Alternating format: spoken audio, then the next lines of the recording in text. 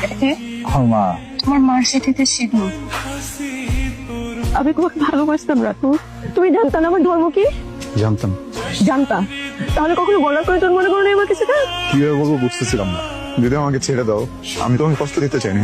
অনেক ভালোবাসি তোমাকে, অনেক। তোমার ধর্ম তোমার কাছে, আমার ধর্ম আমার কাছে। কখনো এগুলো আমরা মানুষ আনবো না। জীবন কি সিনেমা? জীবন তো সিনেমা না। জীবনে এমন অনেক গল্প পাড়ি দিতে হয়। তুই একটা গল্পের খপ্পরে পড়ে জীবনটাকে শেষ করে দিস না। আর তুই চাইলেও তো হুট করে বিষয়টাকে মাথা থেকে সরিয়ে ফেলতে পারবি না। এভাবে 1 মাস কাটার পর দিন হুট করেই রাতুলের সাথে দেখা মিলল। তার এই বিধ্বস্ত চেহারা দেখে হৃদয়ে গলে গেল আমার।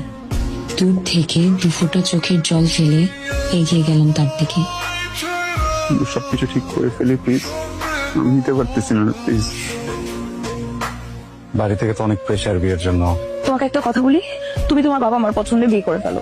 তুমি স্বার্থপর মতো একটা ডিসিশন নিছো এবং তোমার এই স্বার্থপর মতো ডিসিশনের কারণে আজকে আমি এখানে দাঁড়াইছি। রাতুল তার কথা রেখেছিল, সে আর কোনোদিন বিয়ের কথা বলেনি। ততদিনে আমার গ্রাজুয়েশন শেষ হয়েছে। আমি ভাবছি না, এই মেন্টাল প্রেশার নিতে পারছি না। বিয়ে করে ফেলো রাতুল।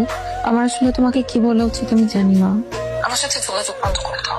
কনগ্রাচুলেশনস রাতুল, তোমাকে আসলে জানানো হয়নি, আমার ফ্যামিলি থেকেও একজনকে দেখেছে। আমি ছেলেকে এখনো দেখি নাই, কিন্তু আমি বিয়েতে হ্যাঁ বলে দিয়েছি। কারণ আমার মনে হয়েছে এই মুহূর্তে হ্যাঁ বলে দেওয়াটাই আমাদের জন্য বেটার। চলো আমরা একটা কাজ করি, আমরা একই দিন বিয়ে করব, একই দিন হলুদ করব, একই দিন আরেকজনের হয়ে যাবো। ভালো হবে না?